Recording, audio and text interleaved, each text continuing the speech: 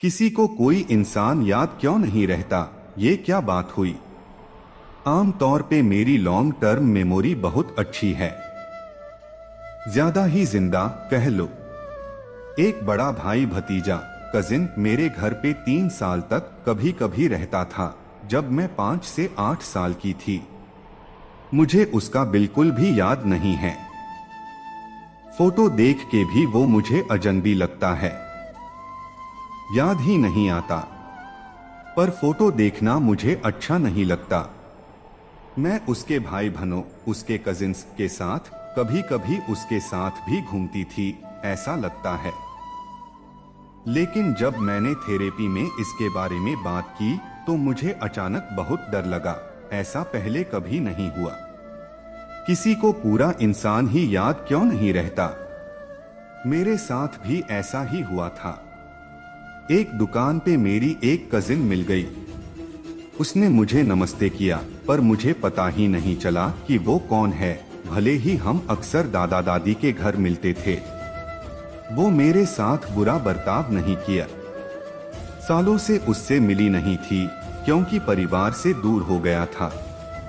उस वक्त मैं एक अब्यूजर से भी जूझ रही थी, जो मेरी कजिन से बिल्कुल भी जुड़ा नहीं था, और मैं इतनी परेशान थी कि उसे भी अनदेखा कर दिया। मुझे कुछ दिन बाद पता चला कि वो मेरी कजिन तुम 5 से 8 साल के थे, जरूर याददाश्त धुंधली हो गई होगी। ये तो नहीं कह सकता कि इससे कोई इंसान मिट सकता है, लेकिन जरूर ये मदद नहीं करेगा। जवाब देने के लिए शुक्रिया। बात यह है कि मेरी याददाश्त वरना बहुत अच्छी है। मैं 5 साल का होने से पहले एक अलग घर में रहता था। उस घर की और मेरी नानी की, जो मेरी छोटी उम्र में ही गुजर गई थी, बहुत सारी यादें हैं। किसी ने बचपन में मुझे बताया था कि एक दिन मेरी सारी यादें खत्म हो जाएंगी, इसलिए मैं रात को उन यादों को दोहराया करता था, उनको खोने के डर से। मुझे पता है इसका मतलब ये नहीं कि वो यादें जरूर सच्ची हैं, लेकिन मेरे लिए ये बहुत अजीब है कि एक पूरा इंसान गायब हो सकता है। मुझे 5 से 8 साल की उम्र की यादें हैं, लेकिन उस शख्स की नहीं जो हमारे साथ रहता था। यादें गायब होना किसी वजह से मुझे बहुत परेशान करता है, लेकिन उस रिश्तेदार के बारे में सोचने की कोशिश करना और भी ज्यादा परेशान करने वाला है, और मुझे अजीब सी प्रतिक्रियाएं होती हैं। मैंने इस रिश्तेदार से उसके हमारे साथ रहने के अलावा भी मुलाकात की थी। मुझे लगता है आखिरी बार मैंने उसे 20 साल की उम्र में पारिवारिक क्रिसमस पर देखा था। वो अपने कुत्ते को लेकर आया था। मुझे याद है मेरी माँ ने उसकी शिकायत की थी, और मुझे कुत्ता याद है, लेकिन वो शख्स मुझे याद नहीं आता। हाँ, मैं भी बचपन में यौन शोषण का शिकार रही हूँ। और हाँ, ट्रॉमा बहुत अजीबोगरीब काम करता है। हमारा दिमाग कभी कभी हमें बचाने के लिए यादें दबा देता है, ताकि हम बचपन में ही फंसे रहते हुए भी जिंदा रह सकें।